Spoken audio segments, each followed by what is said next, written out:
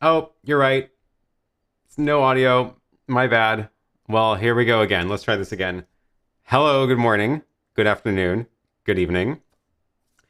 I changed things up, so that is what happened. I tried the intro with the map on the screen during the countdown, which meant that my buttons, I didn't have enough time to get the buttons set up, so I shrunk down the map. Forgot to turn on my mic because that wasn't part of the macro. Too many things going on here, but thanks. That was, yeah, it's always something. I am, yeah, fix it in post. If I was recording this, I would fix it in post, but I don't record these. I just stream them live and we just deal with whatever happens on YouTube. So as always, we're going to just be talking about whatever you want to talk about, really, and answering questions about the ATEM Mini, about streaming, about whatever I've got going on the desk here. So let me know if you have any questions. If you do have questions, put them in the chat with my full name at Aaron Parecki, or trying something new with the chat also, which is if you add the word question, it should highlight it on my screen as well. I'll talk about that in a minute too. So feel free, either way is fine. Let me go ahead and, speaking of chat, get the chat up on the screen so that I can see what everybody is saying. This one I should be able to do with a button once I switch over the Chromecast. I feel like this is still one of the last missing pieces in this workflow is seamlessly going from the map view to the chat. And maybe the answer is I need 2 Chromecasts. So that could be. Let's see if this works. Chat. And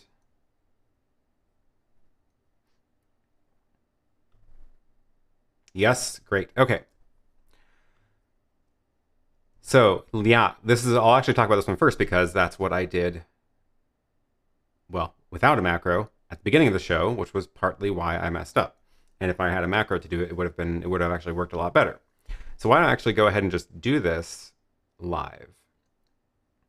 So the question is, can you show how to add a flying key move into a macro? For example, can we animate in a picture-in-picture window? So what I was trying to do at the beginning was, I'll show you how I set that up actually. Let me see if I can do this. I should be able to recreate this on my second ATEM and then show that to you, which will work better than trying to show you my program ATEM. So this should, I need, how many sources do I need for this? I need the countdown. No, I need a map, and I need I guess I'll use my computer screen instead of the map, same idea, and I need a camera. Okay. So we're going to, does this button work? Nope. Am I transmitting video? I want to show you my desk. That would be nice. Okay. 1 second. I really do want to show you my desk so that you can see what I'm doing. There we go. Okay. So what I'm going to do is get my other ATEM over there wired up so that I can show you what I'm doing. So I'm going to send my camera over to its input, my computer monitor to its second input, and then the multi-view is going to go here so I can see it, which is that. And then I'm going to also send the multi-view into the ATEM so you can see it.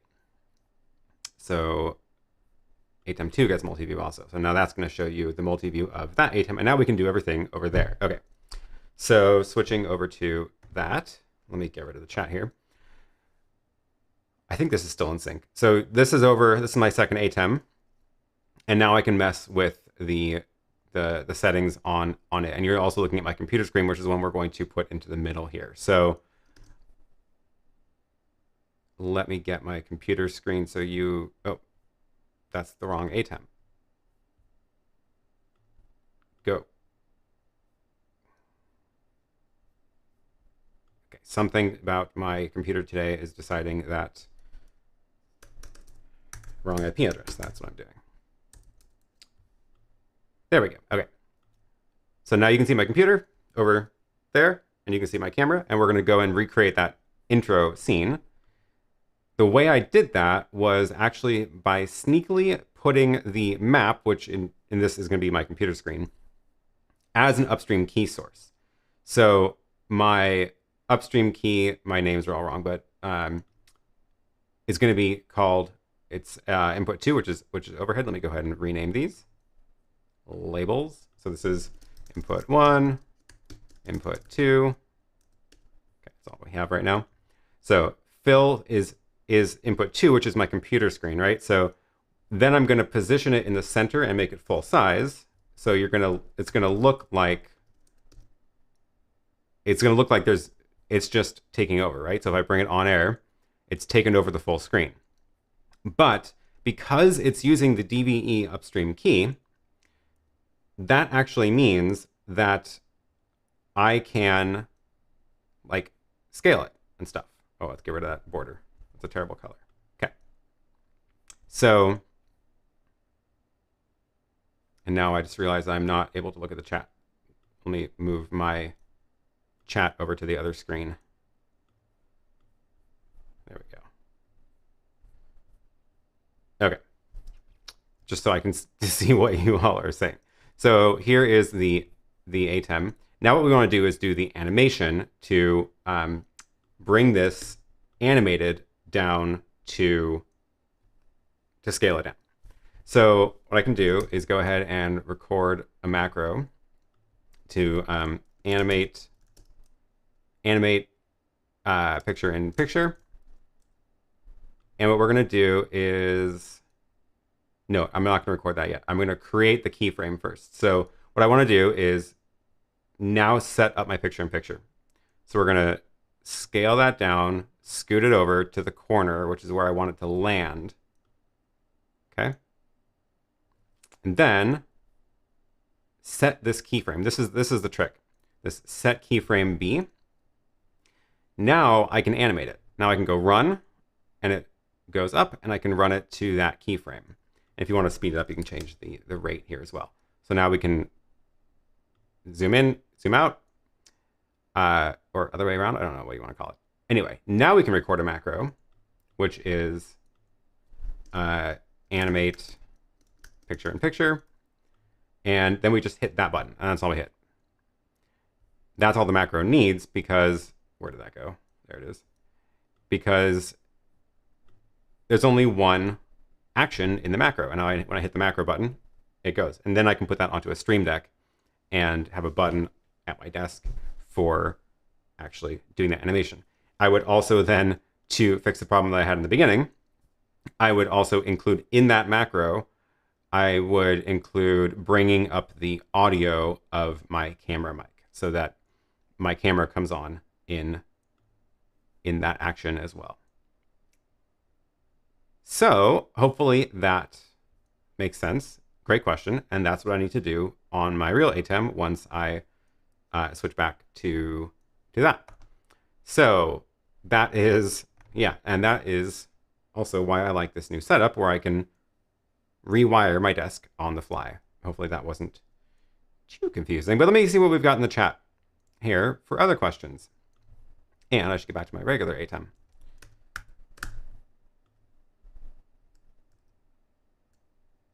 Okay. So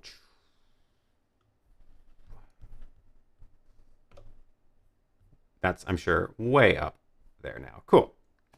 We will read your lips. Yes. Will the live pop-up chat via your Chrome extension also work on Facebook Live? It will not. So the way this works is because it's actually just resizing. It's like doing stuff to YouTube's own web display. So like I'm actually looking at the YouTube chat here, and it is just resizing this. And I've got a couple of changes that I just pushed up, or I need to push up today. I think they took my last update. So if you're using this plugin in the Chrome store, there's a couple of changes to it, which if you might notice, it's now graying them out instead of turning them green, which is a little bit nicer. And the highlight. So if you mention my name or the word question, it's going to then highlight yellow in addition to just having the in addition to the orange YouTube highlight that it does with my name. And this way you can add other keywords to it if you want to be able to highlight things other than just the person's name. So you can have a whole panel on there and put all their names in there, and then they would all get highlighted here. And I'm doing that because, oh, I just noticed my lights changed. Thanks.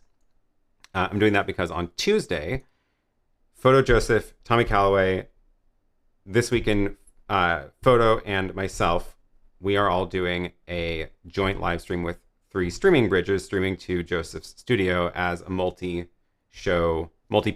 show, demonstrating how that would work.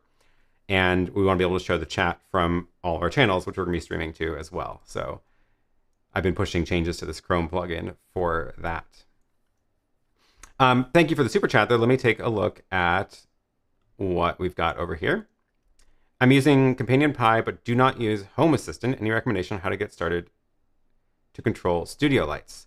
Oh, yeah, good question. So I am using Home Assistant because I use it for like aside out of the studio as well. I'm a huge fan of the platform, but basically you need to find. I don't know if I have my bookmark here. Oh, I do. Great. You would need to find. Let me share my computer screen again. That one. Nope. Come on.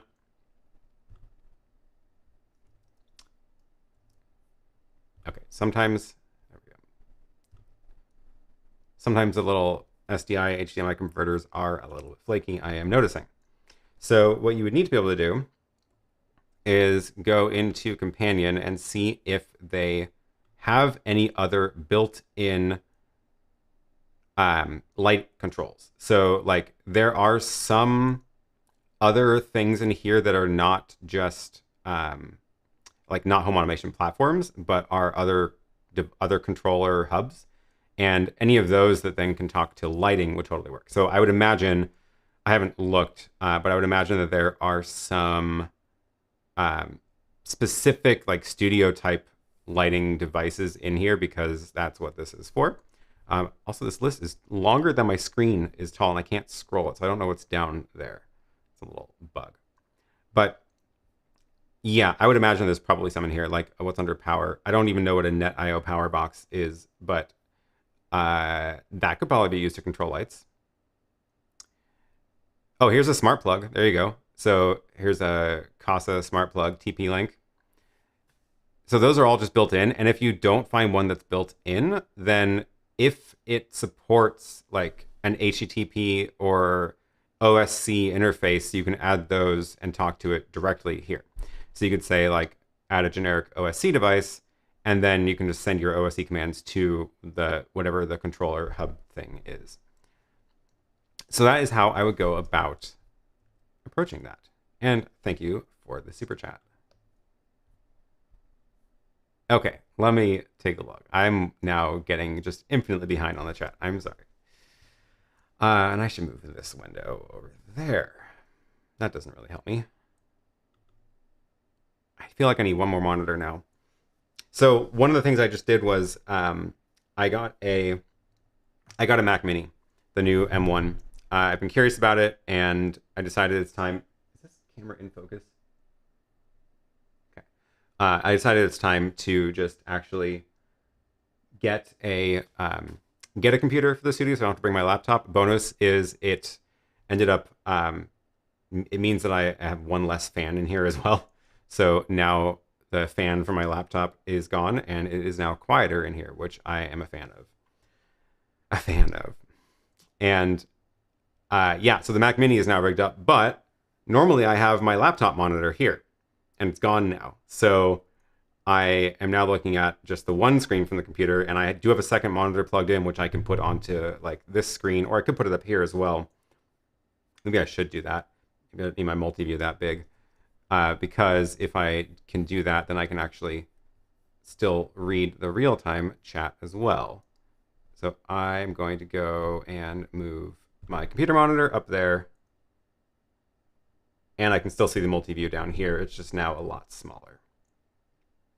Maybe I will move it to this one instead. There we go. Okay, that's a little easier to see. Cool. Yeah, so this is day one with the Mac, the M1 Mac Mini, and I haven't used it for anything except this stream and getting all of my browsers signed in and files synced and stuff like that. So yeah, hopefully this goes well. So I actually do have I don't know if you can see it. I don't know if you can see it right up there. Right up there next to my camera, I do have a Feelworld monitor. It's not plugged in yet. And it's an SDI monitor, so it can plug in directly into this whole contraption, which means I can make it a computer monitor. I can make it a camera confidence monitor. I can use it for a Zoom or whatever. So I'm going to get that wired up. I just had to bring a power supply, and now I have the power supply here, so I can do that today after this stream. Okay, back to the questions. What is the longest HDMI cable you can safely use from a Pocket 4K to the ATEM? What are the alternatives to maintain camera control? So I haven't actually tested long HDMI cables with the Blackmagic. I suspect longer cables will work on that compared to like other cameras because it is a full-size HDMI port. However, I still probably wouldn't want to push it much past 25 feet. And if you do need to go farther than 25 feet, if that's still too short, even if it does work, your options are basically fiber HDMI, which I've never personally used, but I've heard a lot of people have had a lot of good luck with it. So you can get HDMI cables that are fiber inside, so it actually is optical all the way through, and then you don't have, there's basically no limit on the length of the cable at that point. So, well, within reason. But I'm trying to see if I have a link to any of those. Like I said, I haven't actually used one, so I don't have like a brand to recommend. The other option is SDI, and this I did test. So if you get don't have any here, they're all in use now. The newest Blackmagic SDI to HDMI converters, and I should have a link for those. Bidirectional micro converter. So these bidirectional micro converter 3G.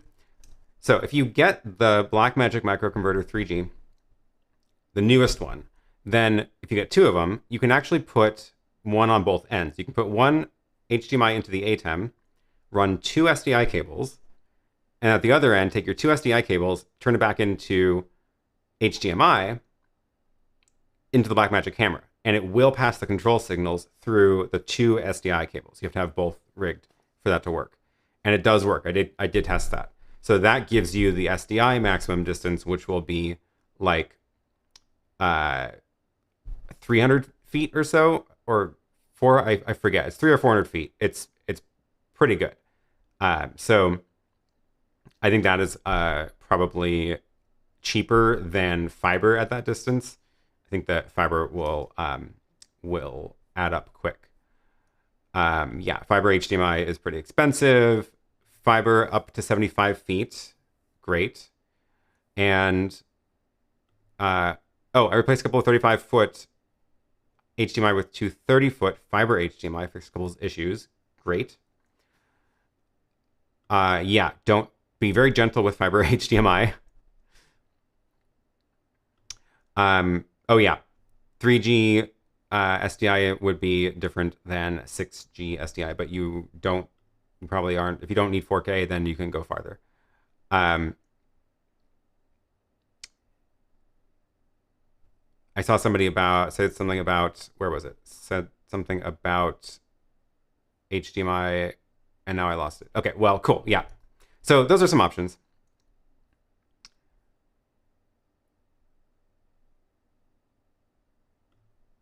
Oh, I think I missed a super chat. Where was that? There we go. Thank you.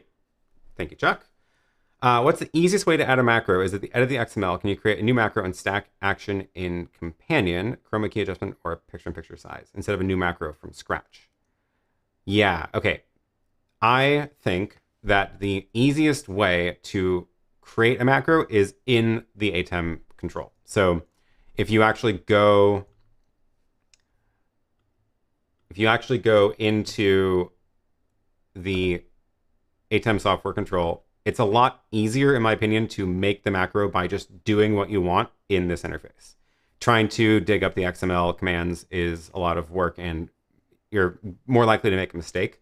So if you just go and if you're like, okay, I know I need to do these actions, we're going to say I need to set some downstream key parameters or whatever. Oh, this is my actual live one. And that's all going to get recorded into the macro.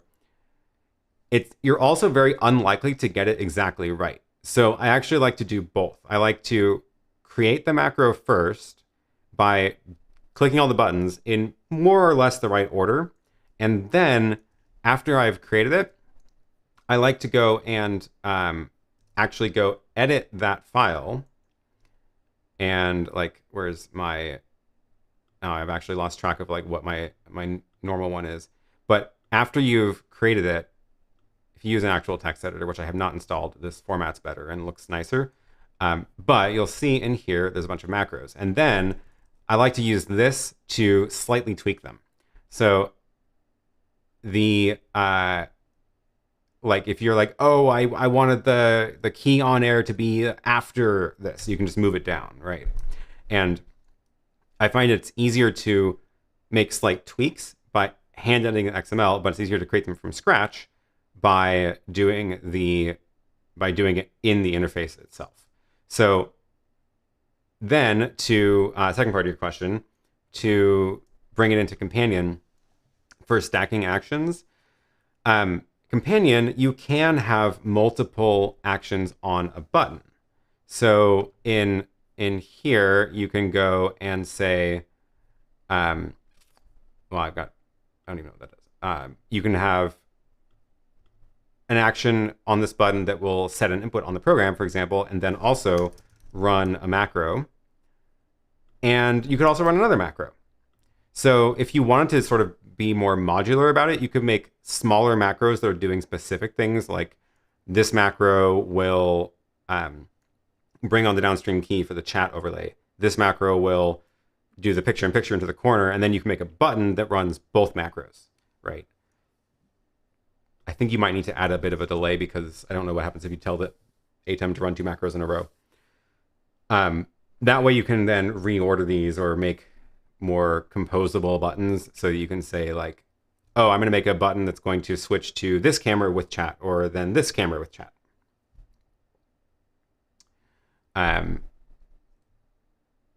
So yeah, hopefully that helps.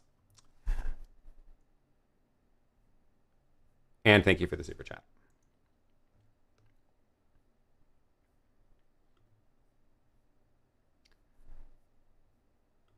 I like this suggestion. Maybe consider a duplicate hue lamp at the side on your monitor to ensure that you see any super chat if you don't have already. That's a great idea. So there's actually 2 back there. There's the table lamp, and there's one behind that Mac. And it's what's lighting up at the back of that wall. And I have one more that's like not even plugged in. So if I just add it like, I don't know, on that other side of the room, then that part of the room would also glow, and that might catch my eye a little better.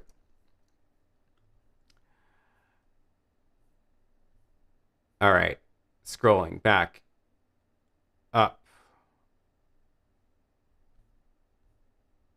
Found a bug in my chat changes.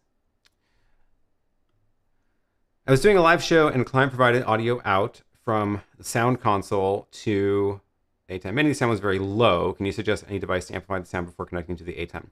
I would say any mixer, but also remember that the ATEM has audio options in it.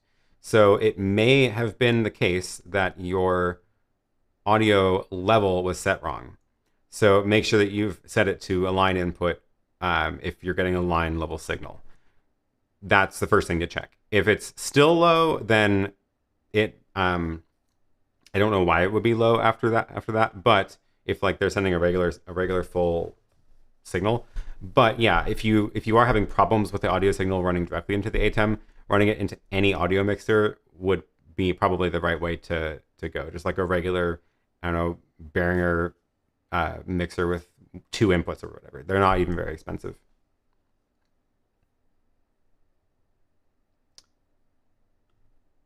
Question, are you using the same script for the question tag too? Yes. So it's the same plugin. It's just that instead of me looking for YouTube's highlighting of things, I added my own, like the plugin actually looks at the text in these now, and the plugin can match words. So it's now matching on the word question as well as my name. So it's highlighting that yellow, not just looking for the little orange tag. So far, it's working great. And I also like my new gray sort of, I'm done. I've addressed that one. So yeah, working great. Speaking of, question. I just noticed that my new PC doesn't show on other than HDMI 1. Any fix? So there is something special about input 1, which is it's the only one that can do the pass-through, and it does use a different HDMI chip inside the ATEM in order to do that. So there might be some differences in the inputs that it will accept. However, it still should accept most things just fine. So the first thing I would check is make sure your PC is sending a regular like 1080 signal and not like a 4K or something else. I don't think input 1 can scale 4K. I think it'll still only accept 1080, but there's other differences that it might be able to have. So double check the output of the PC. Other than that, there are just some things that for some reason don't go into the ATEM, and I don't know why. So that, yeah, hopefully that helps. Lighting's really good today. Thank you. I appreciate it. Yeah, I've been working on this this setup. I think I've got things more or less dialed in now. And Bill, thank you for the super chat. I appreciate it. All right.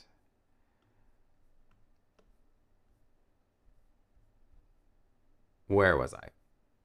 That's my other problem I need to figure out how to deal with, is being able to scroll back and forth between the chat and the bottom.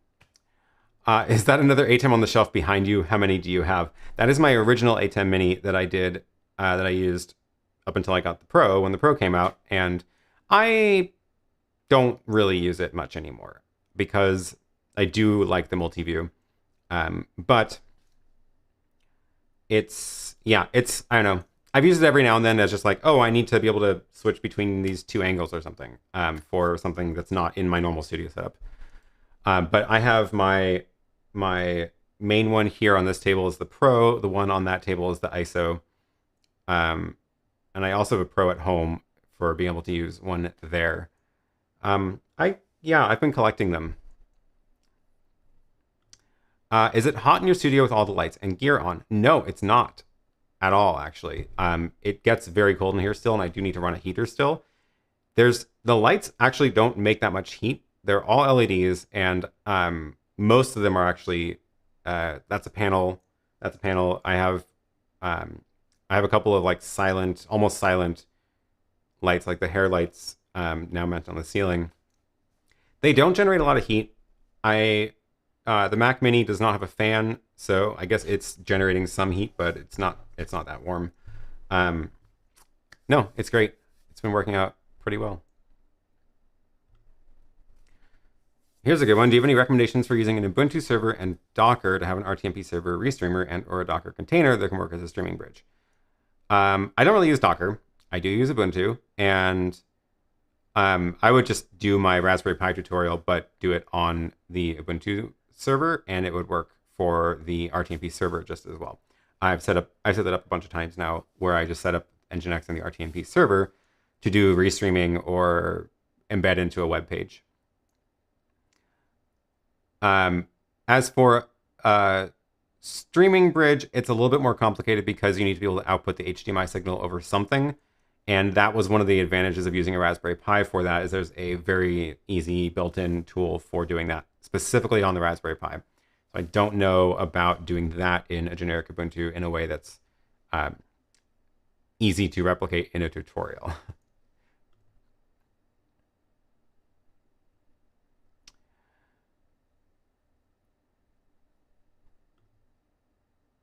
That is a Mac Mini on the desk. It is an M1 Mac Mini. I decided to give it a try and see how it goes, which also means it's the first time using Big Sur because I don't update my computers to the first releases, which it turns out was a good idea because when I plugged this in yesterday for the first time and plugged into 2 monitors, it was a giant mess. There was like, it was set to mirroring mode, but both displays were displaying slightly different things. Like you would drag a window and it would leave like a ghosting trail behind, only on one monitor. And then like you would click a button and then it would show clicked on the other monitor, but not on the one you clicked it on. It was just like massive video glitches. And I was like, this is not good. Let me just run software updates and see if it fixes it. And it shipped with one version behind Big Sur, so I ran the updates and now it's fine.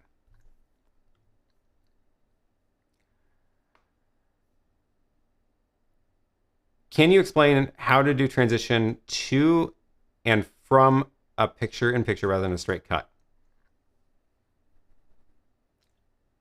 So let me think. To and from a picture-in-picture rather than a straight cut. So if you want to like bring in a picture-in-picture with a transition, I think I can show you that with the same setup I just used a second ago. And now that that's set up, it should work faster. Let me bring my multi-view back. Yeah, okay. So you can see the multi-view now. The key here is going to be using the preview in program. So on the right is the program, which is where you're seeing me with the picture-in-picture active. If I turn that off, no, if I turn wrong ATEM, get over to the real ATEM, there we go.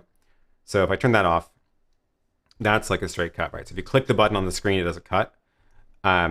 If you want to bring it in with a transition, then what you can do is you use that preview window over there to queue up your next scene.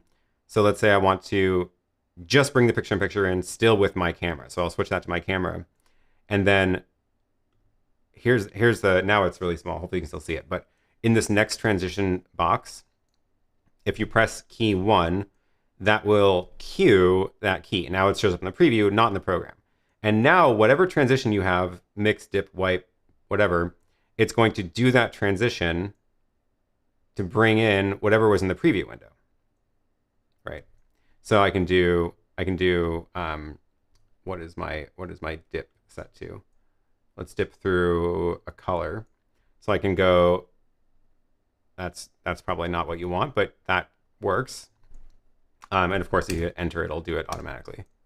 So you can do your wipes from a corner or whatever it is, and then you can bring that in and out.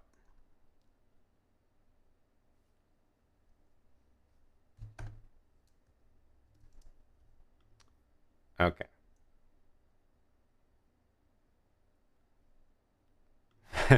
Has Grant heard your consideration? Any updates on that? I have no idea. I hope somebody has showed him my wishlist video.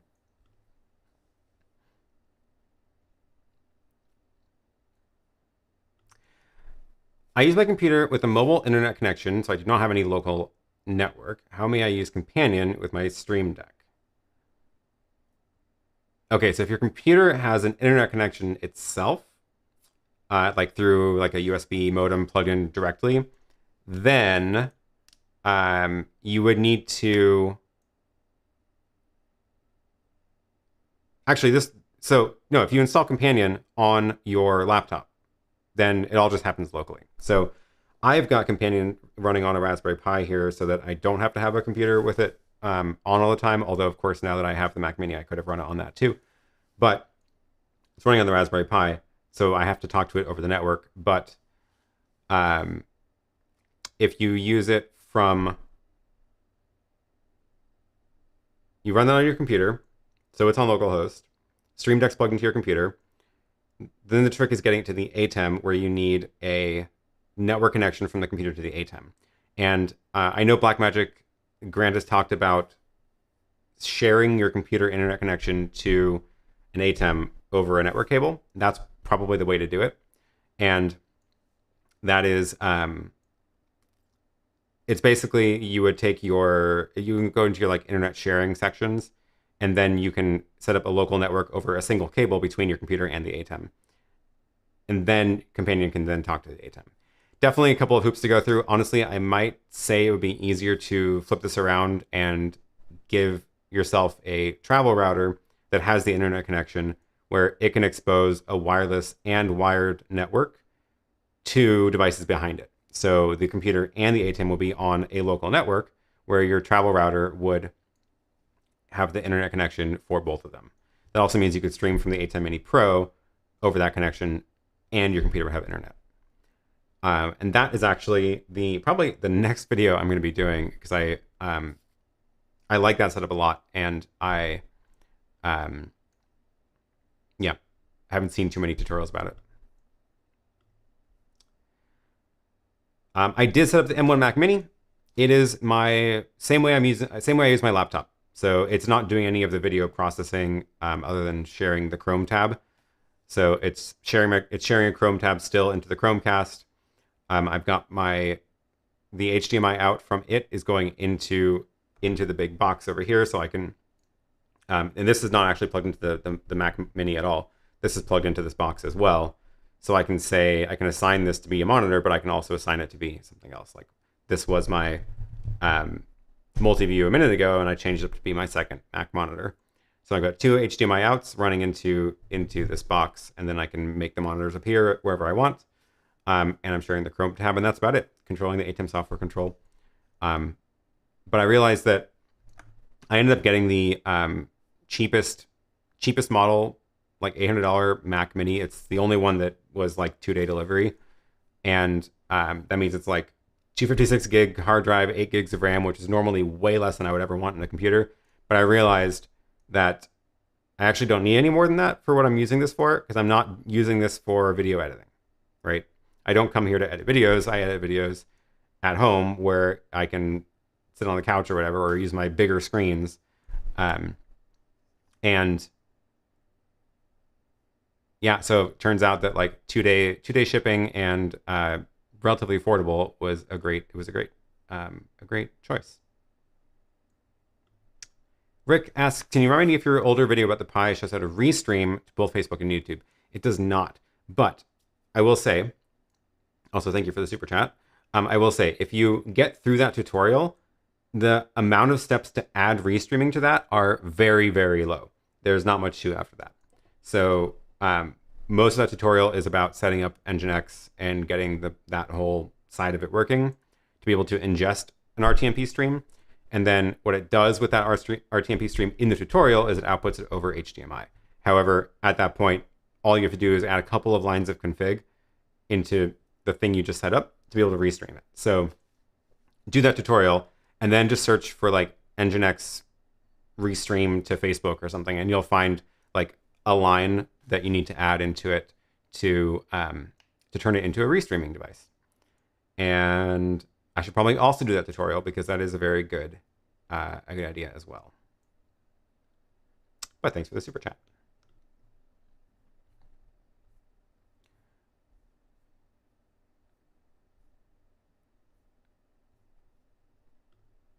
Yeah, no fan noise. I haven't heard it make a single sound at all.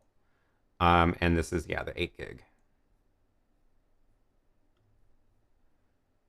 Where was I? In the chat. Okay. A friend told me to check out Zoom OSC. Have you used it? Sounds like a lot of integration into companion workflows. I have not used it. I've also been really curious about this. I'm super curious. I have not tried it myself, but it looks like you can do some pretty cool things with it.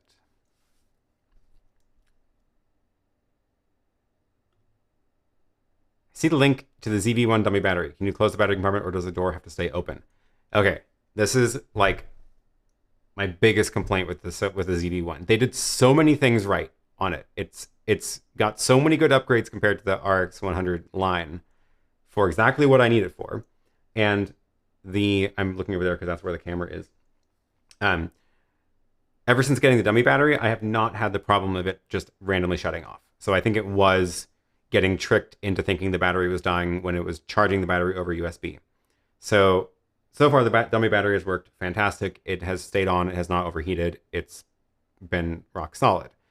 However, they did not include the little notch to let the cord run out of the battery compartment. So you can't close the lid. And normally that would have been a deal breaker, but they also put the battery lid on the tripod screw. So if you want to put it on a tripod and then change the battery or SD card, you have to take it off of the tripod head because the screwing anything into that screw covers up the battery compartment. So horrible design of the battery compartment. Everything else on this thing is great. So what I did was I put the whole camera in a cage. So the whole camera is inside of a little small rig cage, and the small rig cage gives you tripod screws in the bottom that are not blocking the compartment. So the battery compartment is now hanging open, so the cord can run out, and I can get the SD card if I need to, and it can still be on a tripod. Not fantastic, but it is a solution.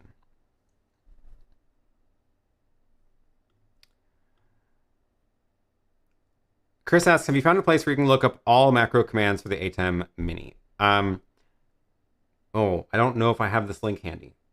So somebody went and actually documented all of them and is offering this research to people. And I don't remember where I saved that link now, unfortunately. So basically they just went through the interface, pressed every single button, wrote it all down, and then created a document describing it. I'm gonna have to dig that up and leave a link to it in the description later, because I definitely don't remember where that discussion happened.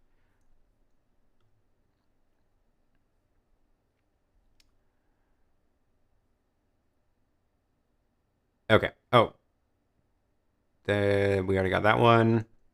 Is there any way of using the Ethernet port to output video as an IP camera? So allow recording the video via the USB and multicam out to Zoom. If you mean the ATEM Mini, I mean, yeah, the Ethernet port can stream video over RTMP to something. So the streaming bridge. That's definitely one way to do it. So if you do USB drive, USB to Zoom, HDMI for your multi-view, Ethernet for program. That's definitely an option. The classic problem though is that there isn't really a way to, if you're trying to use it as a webcam, also recording ISOs, and the ISO isn't possible. So because there's only one USB. I hope they make a new model with 2 USB ports, because I would like to be able to use my ATEM as a webcam for Zoom meetings while also recording all of my sources. But maybe that's just too much of a niche use case. I noticed a small black bar on the left side of your screen of your equipment camera. That is interesting. You're right. I don't know what that is. Is my camera in photo mode? Because that could be. No? Huh.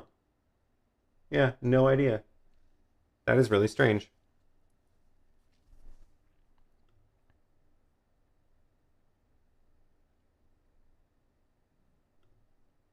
Would you recommend the HDMI to SDI 3G for the ATEM Mini for the simple fact of running a cable connection more than 40 feet? Yeah, totally. I would. I will say the bidirectional ones that I've got a whole bunch of the bidirectional ones because I need to go both ways. So many different things in this setup need to go HDMI to SDI and vice versa.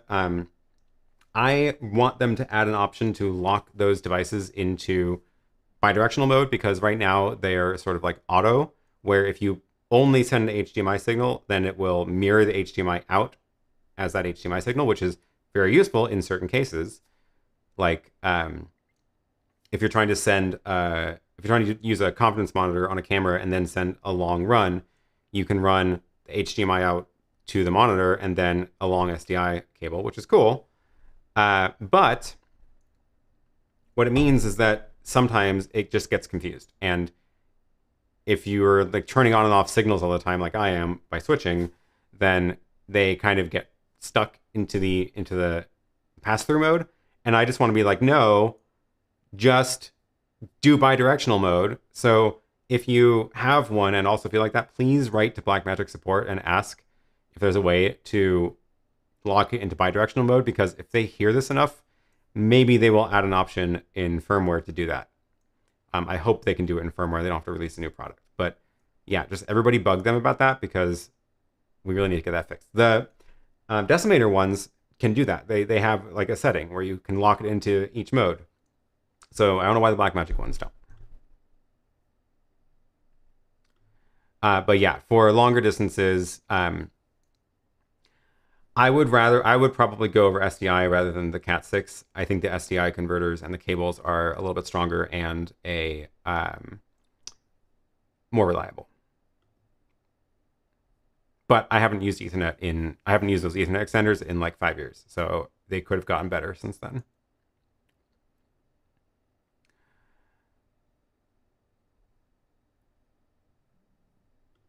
I have 4 monitors set up for streaming. 40-inch TV is main, 2 21s, and a 17 for output. Nice. That is a nice setup. Yeah.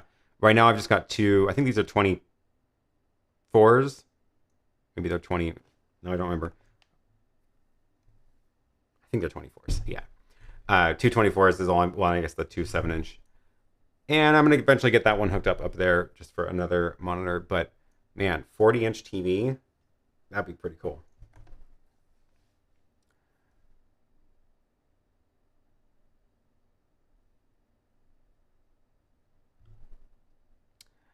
So I've been sharing some sneak peeks of this ATEM Mini stand I've been working on, and sharing those in YouTube stories and in Here to Record Discord. I think it's done. I think I've got it, and I am super excited about this. I'm gonna do a proper like video overview of it, talking about all the cool features. You can kind of see a sneak peek. I'll give you a sneak peek right now. It's on my desk here.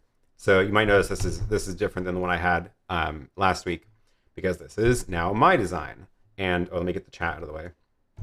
So same idea where it tips it up at an angle, and then I could put another ATEM down here to run cables under it. But it's got this nice bar across the top, which means, and I put little cold shoe mounts into it so I can clip in like a Rode wireless mic receiver. And this is a slot for a small rig bar, which I don't have installed on this one. But you install the little bar here, and it gives you stuff to screw in mounts, and you can put a monitor up here. And it is sturdy enough to mount the 7-inch monitor, which is my main use case for it. So for my little rig that I use at home, I have that on my desk with a monitor. There's another cold shoe mount on the back, so you can attach like a Hollyland HDMI, wireless HDMI. And there's like screw holes on the side too, so you can attach more bars and cages if you want to attach more things to it. Anyway, I'm going to do like a proper video about that, but I'm also going to make the files available for people, and with any luck, I'll be able to actually have it available for people to buy already printed and done and assembled. So I'm working on that. It's not official yet, but it's very, very, very close. Thank you for the super chat, Jade. I use a Sony AC UD10 to charge my Sony ZV-1 via USB. Twice I had it powered for 8 to 9 hours. Interesting. Sony AC UD10. Is that a... What is this? AC adapter. Is it just like a... It looks like just a USB power out. Powers camera, not battery charger. Huh. I wonder if they did something fancy on that to make it work. specifically for those cameras. That's cool though. That's a good solution. If that probably sounds better than the dummy battery, honestly. But that's awesome. Thanks. And thank you for the super chat. 8 to 9 hours is definitely longer than I was getting with the USB power. It was just a micro USB cable into some generic brick.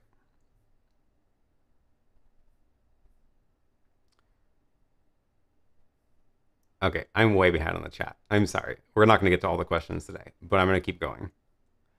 Can we use LAN to USB to connect the ATEM Mini Pro and computer to provide internet and use as a webcam simultaneously? So that the Type-C of Pro can be used for recording. I don't think so. I don't know of any way to get... I mean, I guess you could do it. It'd be really roundabout and it would be a huge lag, but you could use the streaming encoder in the ATEM Mini to stream to your computer, catch the RTMP stream, make it available in OBS, for example, then use OBS as a webcam. I would not recommend that. That's too many hoops, and it's going to also have the delay as well. I just don't think it's... This is just the limit with the ATEM Mini, unfortunately, is that they just can't do this. Can your Pi streaming bridge simulator be a solution for the single-use USB limitation of the ATEM Mini? Solution recording via USB-C and sending to the Pi. Yeah. So if you use a streaming bridge to any sort of HDMI recorder, you can record the program out that way, freeing up the USB as a webcam. However, you can't do that with the ISO. So if you want to record all your cameras, you're out of luck then.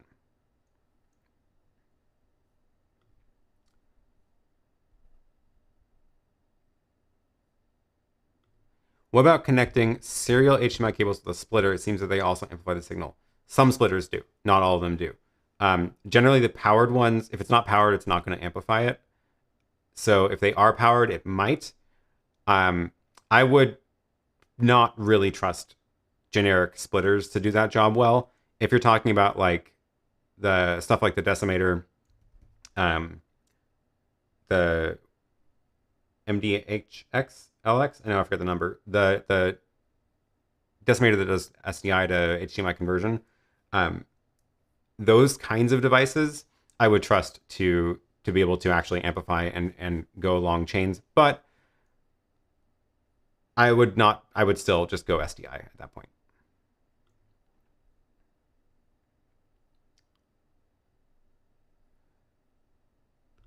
Built a Raspberry Pi. I'm trying to configure it as a stream to multiple places, but I could not find that configuration. Can you provide a link? Let me see if I can remember to do that in the notes, in the show notes afterwards. Add link to Raspberry Pi restream config. Yeah, I'm gonna add a note to myself to do that, and I'll just add a link in the description here.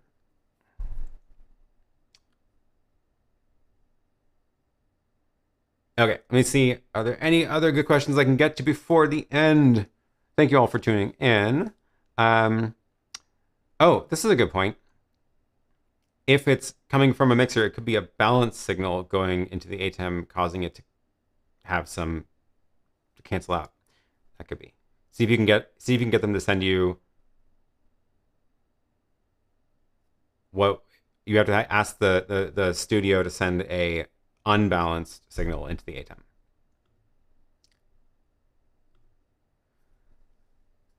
Have you tried to use an iOS device as a source? I absolutely have. All the time, I actually share my iPad screen into the ATEM directly, and that works great. So just take like a USB-C or the Lightning, either one, into the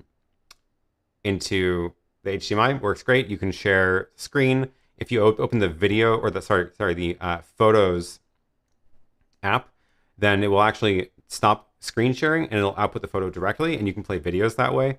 So you can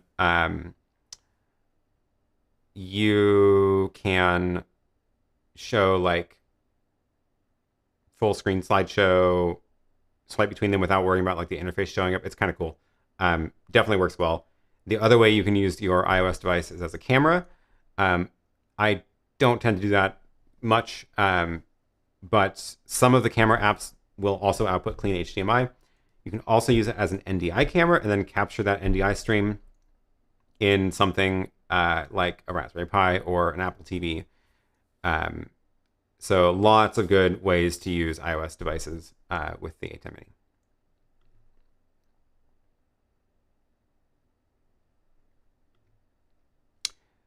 Now that Zoom has the P8, will you be testing that? Probably not. I don't think so. Zoom P8. What was that one look? What's that one look like?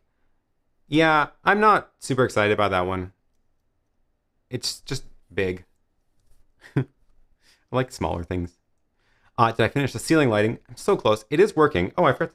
Oh yeah, it has this weird bug where sometimes it just doesn't turn on. Let's see if it decides to turn on today. Nope. And I need to figure that out. And one of the strips isn't working. It is so cool when it works, though. I will eventually fix that. Yes. Okay. We talked about that. On the ATEM Mini Pro, what's the difference between Hyperdeck and streaming high? So, okay, this is a good question. In the settings, there's different options for how, like, the streaming quality. Basically, what it's doing is they've given names to different bit rates. So the streaming section, low, medium, high, those are all bit rates intended for streaming. So I think it's like 3, 6, and 9 or something megabits for each low, medium, and high. Don't quote me on that. I should just look it up. But the let's see if it's in this file. Yeah, okay. Streaming low is 3 megabits at 30 frames per second. Medium is 4.5 megabits. High is 6.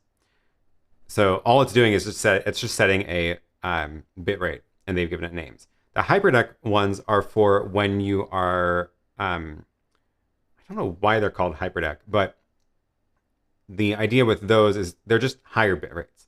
And the way what you would use those for is streaming to a streaming bridge. So on my local network, for example, I have gigabit network here, so I can push bits around all day long on that, and I can stream from the ATEM Mini at Hyperdeck High, which is 45 megabits a second.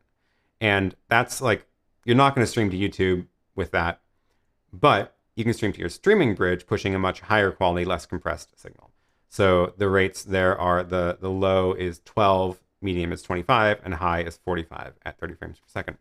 And basically use the streaming high if you have enough internet to support that, 6 megabits up. Use that if you can for streaming to YouTube or whatever. But if you're going to a streaming bridge or something locally, you can get an even better quality signal by using the Hyperdeck options. So hopefully that answers that.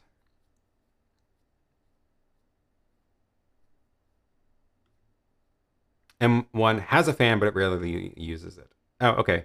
Well, my MacBook Pro 16-inch uses the fan a lot, and it's very loud. And so far, so good on this. I'm going to hope it just stays quiet.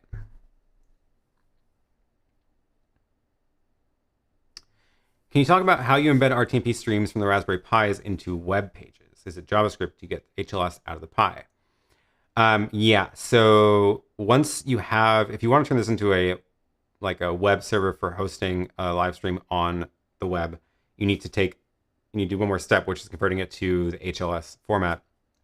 And again, if you go through my streaming bridge tutorial with Raspberry Pi, all of that work is then most of the work done already to do the next step of turning it into HLS. There's just, again, a little bit more config options you add into the Nginx config to turn it into an HLS stream. And then you need to get some HTML, JavaScript stuff on the page to be able to then play those files. I'm hoping that eventually gets built into the browsers. It's very close. In the meantime, like Safari actually supports it natively. You can just use like a video tag and point it at your playlist. But if you want it to be a little bit more reliable, you can use Video.js, for example, is a library that will handle that across all browsers. And then you can run your own live stream off of your Raspberry Pi, and it totally does work. It's also a very cool project, I should mention, called Owncast, and it does. I may do a video about this at some point, but Owncast is. I guess I should have linked it to the website, not the GitHub. Owncast online.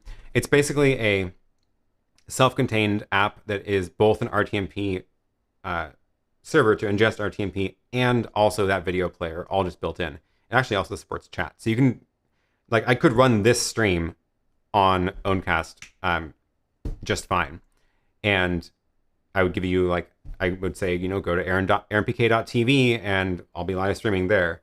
And it works great. It's a bunch of people doing a lot of awesome work on that. So a lot of cool options for using that. And because it's all like self-contained, it's a lot easier to set up than doing the sort of piece by piece of installing Nginx, installing that module. This is just like, this is just, you install this one program and it's all built in. It's very cool.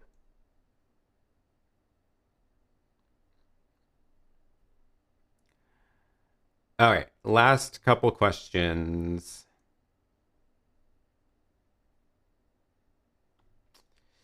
Yep, this is another problem. The quality of PowerPoint slides to Zoom as a USB webcam is bad because Zoom is shrinking it down to pixels.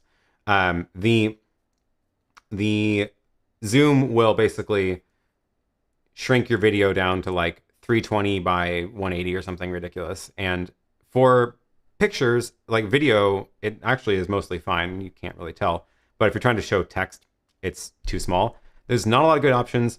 There is one sort of weird workaround, which is if you have one of those Zoom room for like an office, or the portals they sell, like the Facebook portal that can get into Zoom, those appear as a Zoom room. If you use one of those in the meeting, it bumps all the video sources up to 720. And that's the solution. That's one solution. There is an option if you're paying Zoom enough, you can enable HD, but again, it's not a guarantee. So it's unfortunately just not a lot of options there going into Zoom. And that's why, like, I feel like it actually used to work a lot better before March last year. Like, they weren't as aggressively scaling down videos just because they had a lot less load. But as soon as March happened and everybody started using Zoom, then they started compressing the video a lot. And I was like, well, I guess I'm not sharing my slides over the ATEM anymore. So I started actually screen sharing my screen itself in Zoom.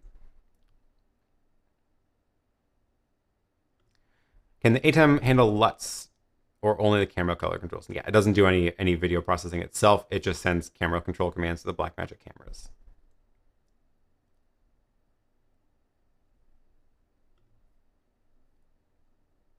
Okay, last couple questions.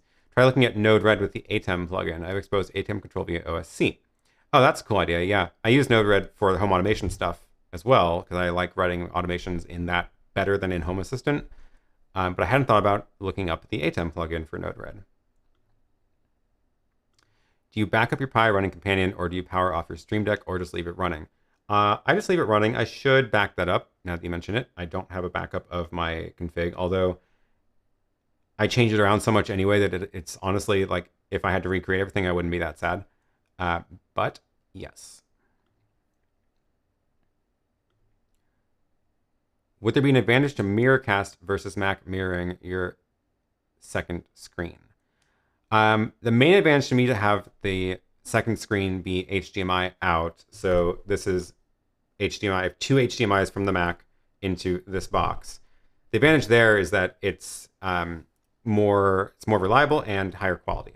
So if you're going over wireless or even network to a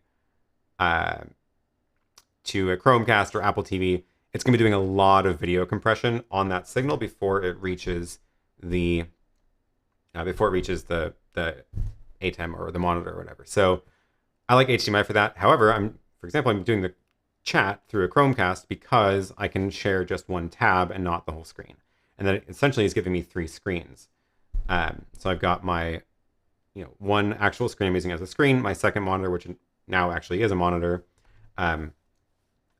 or I can move this down to this screen. And then I have a third one, which is, now my multi-view is small, so you can't really see it, but the third monitor is actually a Chrome tab for the chat and the map at the beginning as well.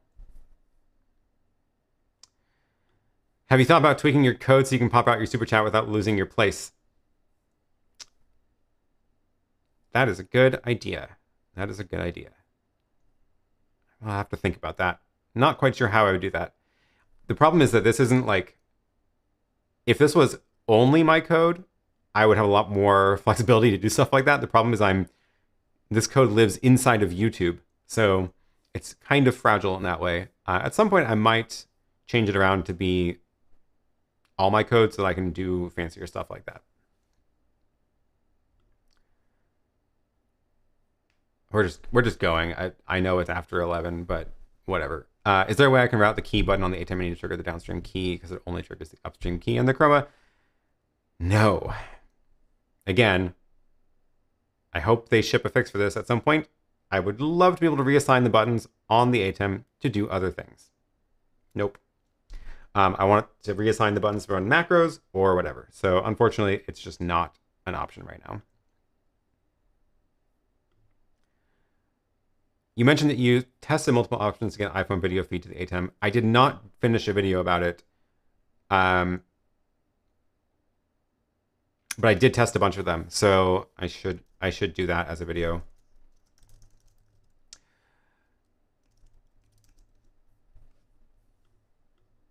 Yeah, I guess what would I've had pretty good luck with the NDI camera, honestly, into the Apple TV as a receiver.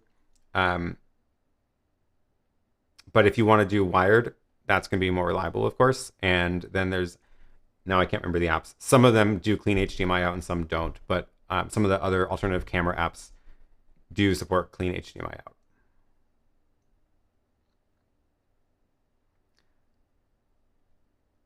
Okay. Oh, did I just... Oh my gosh. Wait, did I...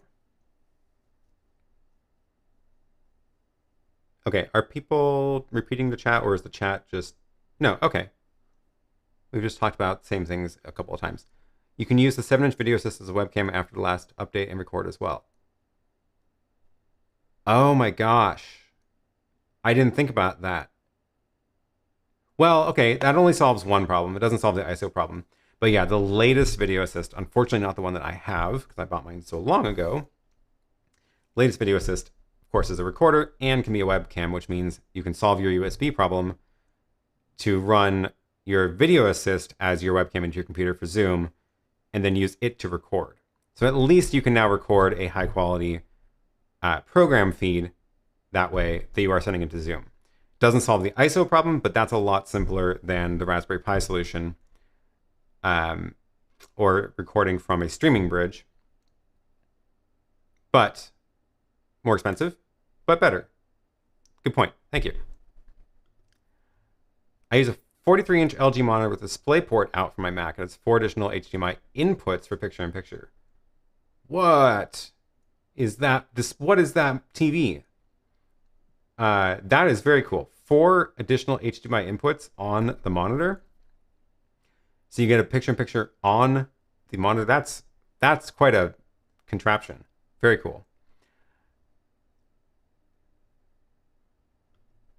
Yeah, one of the reasons I got this monitor specifically, this 24-inch, is because it's exactly 1920 by 1080. And that means that if I want to share this screen into the stream, it is already the right size. And if I had like an ultra wide, it would be just kind of awkward. So I would never share that monitor into the stream.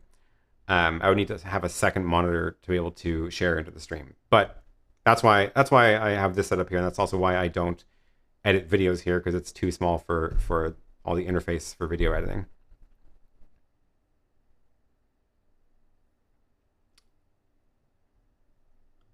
I don't get the white highly reflective rack gear. I think it looks cool, and I'm also yeah, I just like it, and it's my studio. Can't wait for that stand to be available. Yeah, it's gonna be pretty awesome. Okay. Oh yeah, I don't know if I'm going to be able to sell that stand to the UK or not. But maybe if anybody knows of someone who like can has like a 3D printing facility who's interested in selling that, get in touch. It's going to be a 3D printed model, and if someone wants to open up an operation to sell them in the UK, it's good by me. So let me know if you know anybody who might want to do that.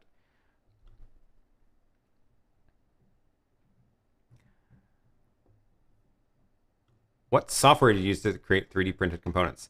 I've been using Shaper 3D on the iPad, and it's amazing. It's one of the reasons it's so cool is because of the Apple Pencil. And like, I should probably just like do a live stream or something about this at some point because it's so much fun. But it took me a couple weeks to get spun up on it and learn how to use it. And I started by printing out some small stuff, like there's like a 3D printed bracket holding up a Hollyland receiver on my monitor arm. Like threw that together in like 30 minutes. I have a little hook over here for my headphones. I needed to hang my headphones somewhere, so I just made this little, it's like a little T that's stuck to the monitor. Now I can just set them there. That was a super quick one. But the ATEM stand, this thing is a quite a contraption. A lot of different parts going on, a lot of very careful measurements, and learning how tolerances work and how big you have to make a screw hole in order to fit a screw through it, and how thick material needs to be in order to properly support it once you screw something into it. Been a lot of fun learning this stuff. Definitely a different world.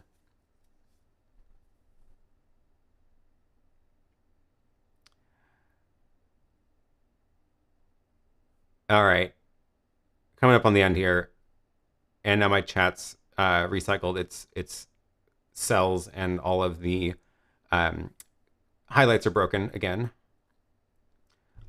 Yes, hit the like button. Thank you. So Tuesday is going to be a hopefully fun, hopefully not a trash fire of a show, but we're going to try a 4-person show with not the ATEM Mini because it can't do that, but 4-person show. We're using ATEM Mini Pros. The 3 guests are using ATEM Mini Pros to stream video to Joseph's studio. 3 streaming bridges on that end. He got DVE Store to sponsor this, so DVE Store sent him the 3 streaming bridges. And then he's mixing it all into his large ATEM, the 2ME. And that one can do super source, which means you can scale a bunch of different videos, sources, and crop and move them around and stuff like that. So should be a lot of fun if all goes well. Cross your fingers that my power doesn't go out and that his internet doesn't go out, which seems to be the 2 main problems going on right now. My internet has been fantastic here. I have bandwidth for days, but for some reason Joseph's internet has been a little bit flaky. Like last week, his live show kind of just didn't work because he couldn't stream fast enough to YouTube. So hopefully that gets sorted out, and my battery should power my desk now. I don't know if I've actually done a test of that. I think I did. Didn't I unplug it at one point live? We'll see. But I've got this UPS at my desk. I've got a UPS in the closet for my internet connection, so I should stay online if the power goes out, and at least for about 30 minutes. So cross your fingers. I hope that goes well, and that's going to be Tuesday at this same time. If you want to email about it, go to aaronpk.tv, and there's a link to sign up for my email newsletter, and those get sent out 30 minutes before the show starts. You'll get an email saying I'm about to go live, and I will also send occasional emails when I have very exciting videos coming out. And when I launch that ATEM Mini stand, I am definitely going to send an email about that. So that's going to be the best way to get notified about that ATEM Mini stand. So with that, I think I'm going to wrap it up here. Thank you all for watching. Give this video a thumbs up, and I will see you on Tuesday with hopefully a delightful show. So thank you all for watching and see you next time.